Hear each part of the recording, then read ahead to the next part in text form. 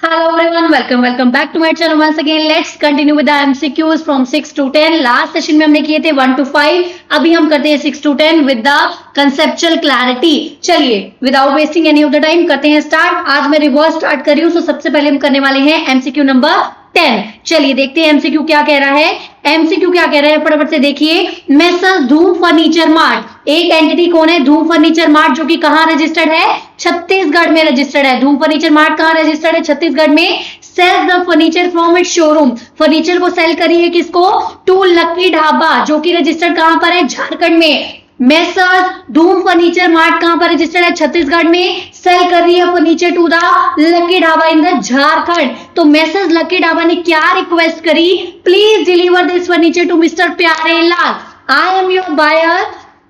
Mister Messrs Lucky Dhaba क्या कह रहे हैं? I am your buyer please, but please deliver this goods to the some other person. तो क्या हो गया यहाँ पे? बिल किसी और को हो रहा है एंड शिप किसी और को हो रहा है. तो क्या कह रहे हैं आगे फिर से पढ़ते हैं. Messrs Dhoom Furniture Mart send the furniture with the proper e way bill to the Patna through the transporter who made the delivery to the Pyarelal. मतलब Dhoom Furniture Mart is a supplier. Who is the buyer? Buyer is mister Messrs Lucky Dhaba and actual recipient of the goods is the mister Pyarelal.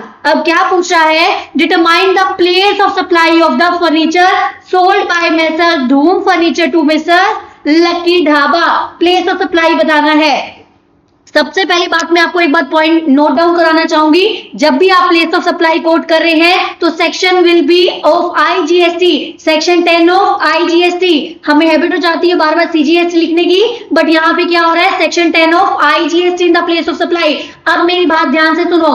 Section 10(1)(2) क्या बोलता है? 10(1)(2) क्या कहता है? when you are delivering the goods to recipient, when you are delivering the goods to the recipient on the direction of the third person. यहाँ पर हम क्या कर रहे हैं? गुड्स किसको भेज रहे हैं? मिस्टर प्यारेलाल को. on the direction of the miss Messrs Lucky dhaba.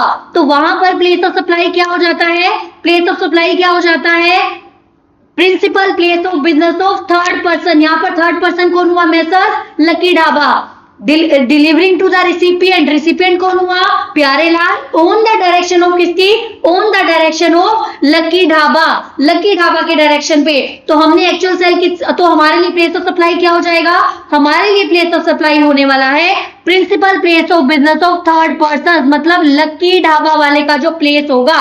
Simple सी बात, लॉजिकल भी बैठती है. हमने जिसको सप्लाई करा है, हमने जिसको सप्लाई करा है, हमारे लिए उसका प्लेस ऑफ बिजनेस, हमारे लिए उसका place of business will be the place of supply. तो धूम फर्नीचर मार्ट के लिए प्लेस ऑफ सप्लाई क्या रहने वाला है? झारखंड रहने वाला है. तो Jharkhand is the place of supply for the question. Answer हम बाद में एक बार चेक कर लेंगे. अभी फिलहाल चलते हैं with the question number 9. I hope आपको समझ में आ गया होगा. चलिए देखिए क्वेश्चन नंबर 9 क्या कह रहा है. Banke Bihari owns a famous sweet shop located and registered in the Mathura.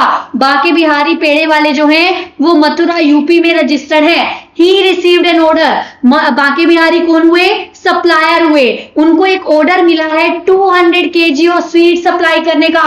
200 kg of sweet supply करने का ऑर्डर मिला है ऑन द सेकेंड में फ्रॉम द घूम घूम travels private limited in the same locality. इन्होंने क्या करना है? बांके बिहारी ने कुछ गुड्स को डिलीवर करना है.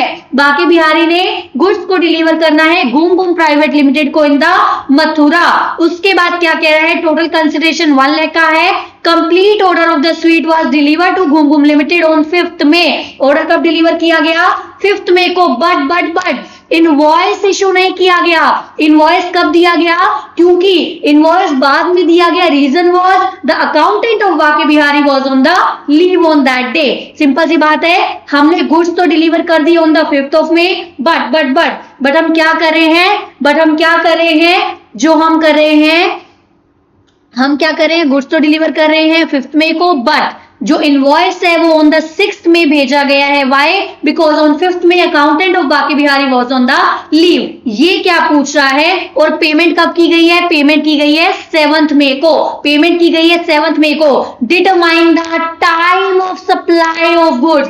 सिंपल सी बात मैं आपको बता रही हूँ, कुछ बेसिक्स पॉइंट जो मैं टाइम ऑफ सप्लाई के लिए ध्यान रखने हैं. सबसे पहले देखना है टाइम ऑफ सप्लाई किसकी है, गुड्स की है या सर्विसेज की है, गुड्स की है, यहाँ पे क्लियरली हमें बताया गया है। सेकंड चीज, अब आपने डिटरमाइन कर लिया गुड्स की है सर्विसेज की है, फिर आपने देखना है सिंपल फॉरवर्ड चार्ज है रिवर्स चार्ज है, रिवर्स चार्ज का कोई केस नहीं है, नॉर्मल सेलिंग है, तो यहाँ पर फॉरवर्ड चार्ज है, फॉरवर्ड चार्ज है। दूसरी बात, तीसरी बात जो आपने क्या ध्यान में रखनी है, ये बात अपने ध्यान में क्या रखनी है, in case of the goods, goods के केस में, टाइम ऑफ सप्लाई के केस में एडवांस पर कभी भी जीएसटी नहीं आता है, एडवांस पर कभी भी जीएसटी नहीं आता। व्हाई? बिकॉज नोटिफिकेशन 66/2017 क्या बोलता है, एडवांस के केस में, गुड्स में अगर एडवांस आ रहा है तो उस पे जीएसटी नहीं आएगा, बट सर्विसेज के केस में एडवांस अगर अर्लियर है तो उस पे जीएसटी आ जाएगा, सिंपल सी बात। तो यहाँ पर क्या होगा, गुड्स के केस में टाइम ऑफ सप्लाई कैसे होगा, date of invoice or last date of issue of invoice, whichever is earlier, date of invoice, last date of invoice, whichever is earlier। यहाँ पे पेमेंट नहीं करना है, बिकॉज पेमेंट अगर अर्ली हो, एडवांस पे पेमेंट पे गुड्स के केस में जीएसटी नहीं आएगा, तो पेमेंट वाला पॉइंट कट जाएगा, तो क्या होगा, डेट ऑफ इनवॉइस और last date of issue of invoice, whichever is earlier। Date of invoice तो हमें डायरेक्टली क्वेश्चन में से मिल जाएगी, डेट ऑफ इनवॉइस तो हमें डायरेक्टली क्वेश्चन में से मिल जाएगी, क्या है 6th ऑफ में। तो लास्ट डेट ऑफ इनवॉइस क्या होगी, सेक्शन 31 बताता है last date of invoice, section 31 बताता है last date of invoice. In case there is a movement of the goods, goods की मूवमेंट होगी तो last date of issue of invoice क्या होगा, जहां पर गुड्स की मूवमेंट टर्मिनेट हो रही है। अगर गुड्स की डिलीवरी में मूवमेंट नहीं है तो जहां पे आपने गुड्स को अवेलेबल करवाया है, तो यहाँ पे हम डिलीवर करके आ रहे हैं, तो जहां पे मूवमेंट टर्मिनेट हो रही है, मथुरा यूपी में ही वो टर्मिनेट हो रही है। जिस दिन टर्मिनेट हो रही है, last date of issue of invoice, last date क्या हो जानी चाहिए, जिस दिन आप गुड्स को डिलीवर करवा रहे हो, टर्मिनेट करा रहे हो। डिलीवर आप कब करा रहे हो, 5 मई को करवा रहे हो, तो last date of issue invoice क्या हुआ, last date of issue invoice क्या हुआ, मतलब 5 मई तक इनवॉइस इश्यू हो जाना चाहिए था, तो 5th May was the last date of issue invoice. Actual date क्या है, 6th ऑफ मई। तो क्या हो गया time of supply, date of invoice और last date of issue invoice, whichever is earlier. तो क्या हो जाएगा दोनों में से earlier, 5th May would be our answer because last date of issue of invoice was the 5th May। चलिए यहाँ पर कंप्लीट हुआ हमारा क्वेश्चन नंबर 9 ऑल्सो। अब चलते हैं क्वेश्चन नंबर 8 पे। क्वेश्चन नंबर 8 क्या कह रहा है देखते हैं फटाफट से। क्वेश्चन नंबर 8 क्या कह रहा है, Radhika travels private limited, Radhika travels private limited purchase the chases from the Jyoti Motors limited. मान लो मैं राधिका ट्रेवल्स हूं, मैंने ज्योति मोटर्स से क्या परचेज किया है, एक बस की चेसिस परचेज की है। ध्यान रखना, बस की चेसिस परचेज की है, अभी वो पूरी बस नहीं है, हाफ वे बस है, पूरी बस वो नहीं है। कंसिडरेशन उसका क्या था, 80 लाख उसका कंसिडरेशन था ऑन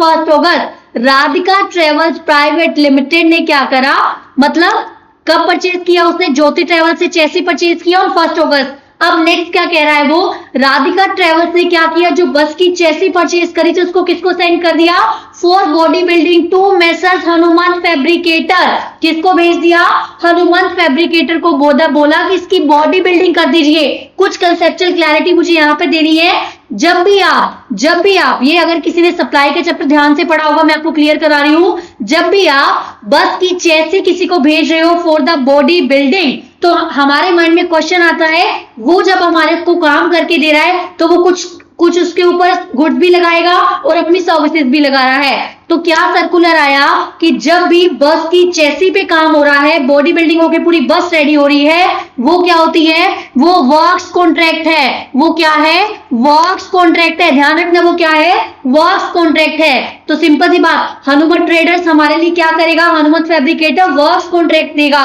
अब दूसरी बात, वर्क्स कॉन्ट्रैक्ट में गुड्स भी लगती है, सर्विसेज भी लगती है। This will be considered as goods या सर्विसेज। शेड्यूल 2 बताता है कि works contract will be considered as the supply of services, not the supply of goods. Why we are bifurcating, because goods के रेट्स अलग हैं, सर्विसेज के rate अलग हैं। दूसरी बात, टाइम ऑफ सप्लाई गुड्स का अलग तरीके से निकलता है, सर्विसेज का अलग तरीके से निकलता है ना। तो यहाँ पर हमने क्या डिटरमाइन कर लिया कि जो हनुमत फैब्रिकेटर मुझे काम करके दे रहा है राधिका ट्रेवल्स को, वो क्या है, वो वर्क्स कॉन्ट्रैक्ट की सर्विसेज है, मतलब सप्लाई ऑफ सर्विसेज में आती है, सप्लाई ऑफ गुड्स में वो नहीं आती है। उसके बाद क्या किया गया, एडवांस भी पे कर दिया गया, एडवांस भी पे कर दिया गया। कौन सी डेट को एडवांस पे 25 लाख, जो कि 10 अगस्त को इसको एडवांस मिल गया, 10 अगस्त को एडवांस मिल गया। एडवांस की पेमेंट 10 अगस्त को हो गई है।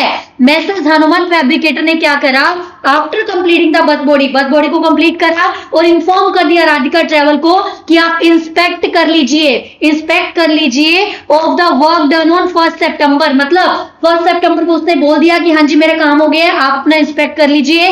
राधिका ट्रेवल ने विजिट किया कब, 7 सितंबर को। अब यहां पर क्वेश्चन अराइज होता है, सर्विसेज कब कंप्लीट मानी जाएंगी, 1 सितंबर जब उसने इन्फॉर्म किया या फिर 7 सितंबर जब एक्चुअल उसने इंस्पेक्ट कर लिया। ध्यान रखना, इंस्पेक्शन ऑफ द वर्क जब हो जाता है तब ये माना जाता है कंप्लीट काम हो चुका है, बिकॉज ये कॉन्ट्रैक्ट में लिखा होता है कि inspection is the also included in the work. Inspection का काम भी उसके काम में इंक्लूडेड है। तो क्या हो जाएगा यहाँ पे, प्रोविजन ऑफ सर्विस कब हुआ, 7 सितंबर को हमने सर्विसेज को कंप्लीट कर लिया एंड कंफर्म दैट। 7 सितंबर को उसने आगे कंफर्म कर दिया, तो ये मान लिया गया 7 सितंबर को सर्विसेज कंप्लीट हो गई। उसके बाद क्या बोला गया, मैसेज हनुमान फैब्रिकेटर, देखो कॉन्ट्रैक्ट में लिखा हुआ था कि आपने इंस्पेक्शन का काम होगा। Messrs Hanuman fabricator raise the invoice of 25 lakh on the 15 September. Invoice कब रेज किया गया, 15 सितंबर को। सर्विसेज कब दी गई, 7 सितंबर को। उसके बाद एडवांस कब लिया, पेमेंट एडवांस में हो गई कब, 25 लाख की पेमेंट कब हो गई, ऑन 10 अगस्त को हो गई। चलिए उसके बाद क्या कह रहा है, supplied the chassis along with the bus body invoice on the Hanumat fabricator raise an invoice of 25 lakh on 15 September and उसको बॉडी कब दे दी, बस की बॉडी कब दे दी, along with the invoice 16 September को डिलीवर कर दिया गया। State the supply, time of supply पूछ रहा है। क्या पूछ रहा है, टाइम ऑफ सप्लाई। हमने दो काम already solve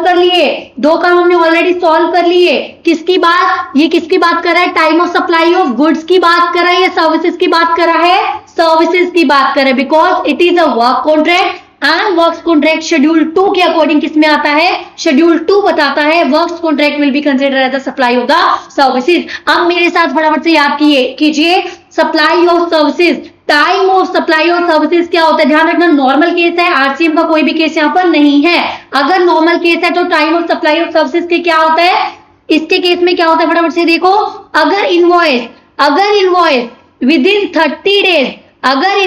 in 30 days issue हो गया तो टाइम ऑफ सप्लाई क्या होगा, अगर इनवॉइस आफ्टर 30 डेज हुआ तो टाइम ऑफ सप्लाई क्या होगा, अगर invoice with in 30 days of किसके, प्रोविजन ऑफ सर्विस हुआ। तो इसलिए ये डिटरमाइन करना जरूरत था सर्विस कब दी गई, सर्विस को प्रोविजन माना 7 सितंबर, तो कब दी गई, तो इनवॉइस इशू करा गया विद इन 30 डेज, बिल्कुल इशू किया गया विद इन 30 डेज। अगर invoice with in 30 days issue किया गया है तो time of supply of service क्या हो जाएगा, डेट ऑफ इनवॉइस और the payment which ever is earlier. ध्यान रखना यहाँ पर पेमेंट को भी कंसीडर कर रहे हैं, बिकॉज सर्विसेज के केस में एडवांस पे भी जीएसटी आता है, गुड्स के केस में एडवांस पे जीएसटी नहीं आता। इसलिए लास्ट वाले क्वेश्चन में हमने क्या करा, इसलिए लास्ट वाले क्वेश्चन में हमने पेमेंट को इग्नोर किया था।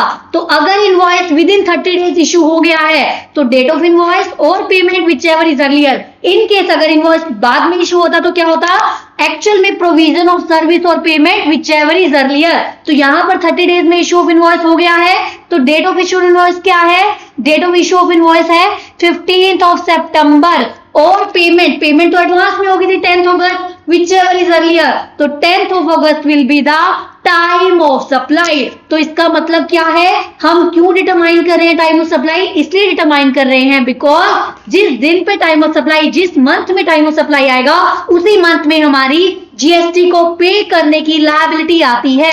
आई होप आपको समझ में आ गया है, इसलिए टाइम ऑफ सप्लाई हमारे लिए क्या है, इंपॉर्टेंट पॉइंट है। चलिए उसके बाद आ जाइए फटाफट से आते हैं क्वेश्चन नंबर 7 के ऊपर। क्वेश्चन नंबर 7 क्या कह रहा है, क्वेश्चन नंबर 7 फटाफट से रीड करते हैं। क्या कह रहा है, Jolly electronics private limited unauthorised dealer of GG micro limited is located and registered under the GST Lucknow. Simple सी बात, जोली प्राइवेट लिमिटेड कहां पर रजिस्टर्ड है, लखनऊ में रजिस्टर्ड है। इसने कुछ गुड्स को बेचा है, क्या बेचा है, रेफ्रिजरेटर बेचा है, स्टेबलाइजर बेचा है, एलईडी बेचा है, स्प्लिट बेचा है, स्प्लिट भी बेच दिया, स्टेबलाइजर भी बेच दिया, सिंपल सी बात, बिना क्वेश्चन को आगे जाए आप मुझे ये बता दीजिए ये मिक्स्ड सप्लाई है या कॉम्पोजिट सप्लाई है, ये मिक्स्ड सप्लाई है या कॉम्पोजिट सप्लाई है। फटाफट से बताती हूँ मिक्स सप्लाई क्या होती है, कॉम्पोजिट सप्लाई क्या होती है।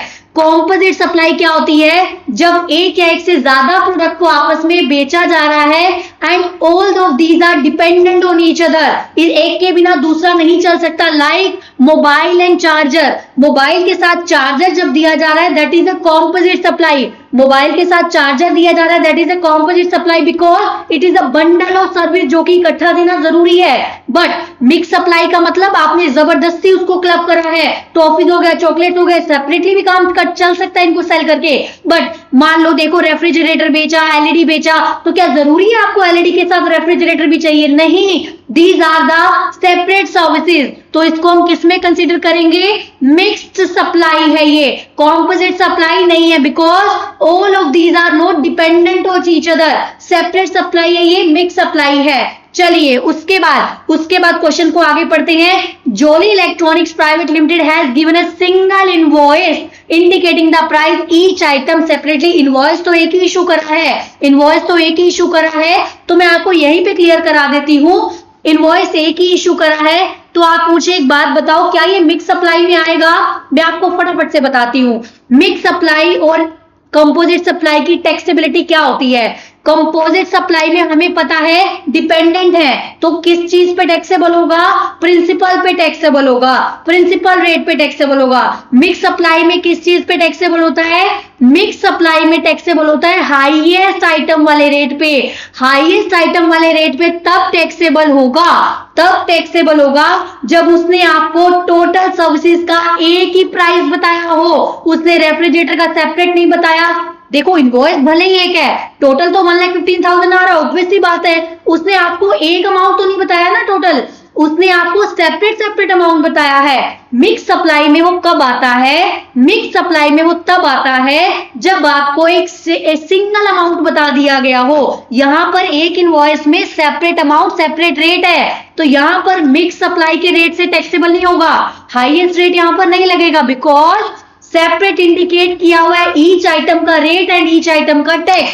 मिक्स अमाउंट में हाईएस्ट रेट, मिक्स सप्लाई में वो कब आएगा, मिक्स सप्लाई में वो तब आएगा जब उसने सिंगल अमाउंट बोला हो कि आपने रेफ्रिजरेटर भी ले लिया, ये भी ले लिया, सेपरेट रेट भी नहीं बताया, सेपरेट अमाउंट भी नहीं बताया, तब वो मिक्स सप्लाई में आएगा एंड वो हाईएस्ट रेट से चार्ज हो जाएगा। In this case it is not covered in the mix supply. Maximum बच्चे यहाँ पे मिस्टेक करते हैं, हमने वो मिस्टेक नहीं करनी है। सबसे पहले हमने देखना है सेपरेट रेट भी है, सेपरेट अमाउंट भी है, इसलिए वो मिक्स सप्लाई में नहीं आएगा। चाहे ही आइटम मिक्स सप्लाई में आ सकता था, it could be covered in the mix supply in case separate rate और सेपरेट अमाउंट नहीं बताया होता, तो वो हाईएस्ट रेट से टैक्सेबल होता। बट यहाँ पे क्या है, सेपरेट अमाउंट है, सेपरेट रेट है, तो हर आइटम के सेपरेट रेट पे वो टैक्स उसका अकॉर्डिंगली टैक्स लग जाएगा। ये मिक्स सप्लाई में फॉल नहीं हो रहा है। चलिए ऑप्शन देखते हैं क्या कह रहा है। ना ये कॉम्पोजिट है ना मिक्स है, छोड़ दो। Supply other then the composite and mix supply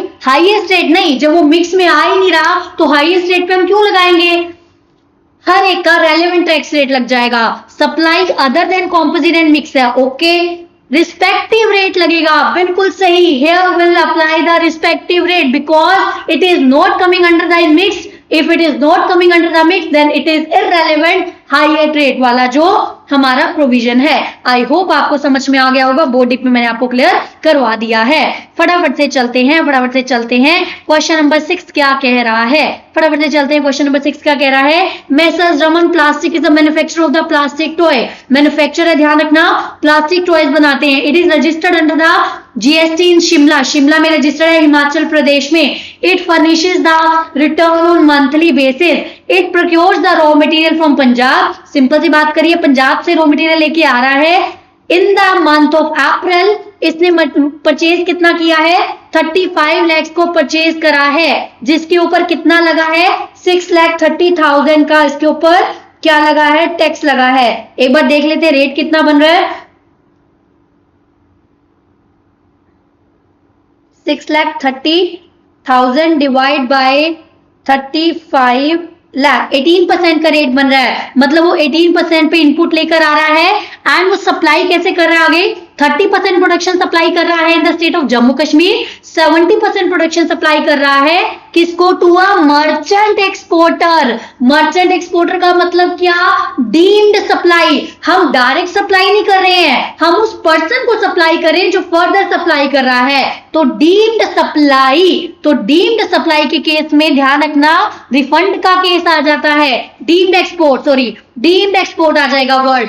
ध्यान रखना हम डायरेक्ट एक्सपोर्ट करें तो एक्सपोर्ट हो गया वो। In case we are supplying to the person who is further exporting, हम सप्लाई करें टू दैट पर्सन जो फर्दर एक्सपोर्ट कर रहा है, तो ये क्या हो जाएगा? डीम्ड एक्सपोर्ट हो जाएगा। तो ये क्या हो जाएगा? डीम्ड एक्सपोर्ट हो जाएगा।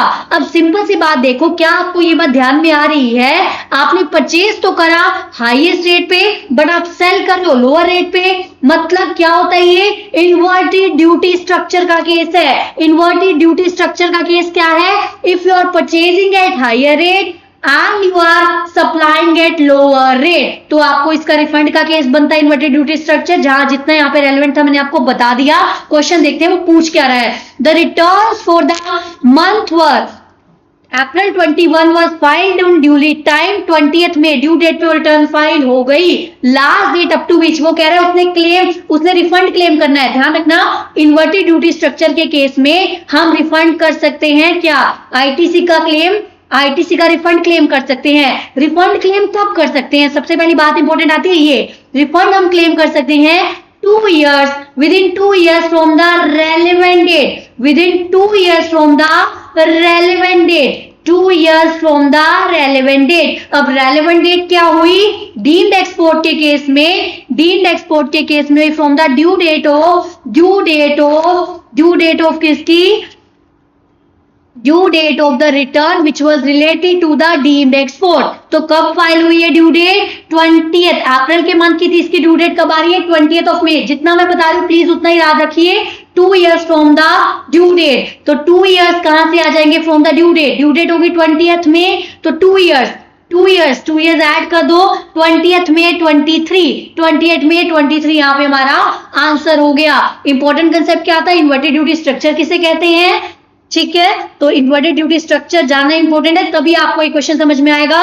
एंड दूसरी बात, मर्चेंट एक्सपोर्टर को बेचा है तो that will be considered as deemed export because you are not directly exporting the goods but you are supplying to the person who is exporting further, है ना? तो ये आ जाएगा डीम्ड एक्सपोर्ट के केस में। चलिए 6, 7, 8, 9, 10 यहाँ पर फिनिश हो गया। मैं फटाफट से एक बार आंसर अपने क्लैरिफाई कर लेती हूँ सो दैट कहीं पे भी कोई भी मिस्टेक का स्कोप ना रह जाए। चलिए आई होप आपको समझ में आ रहे हैं। I am trying my level best so that आपको एग्जाम टाइम में ये चीजें हेल्प हो।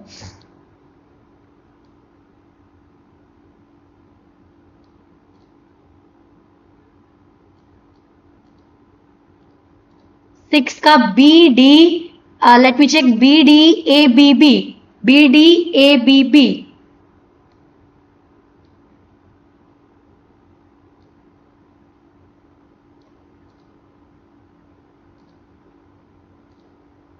सिक्स का बी हो गया,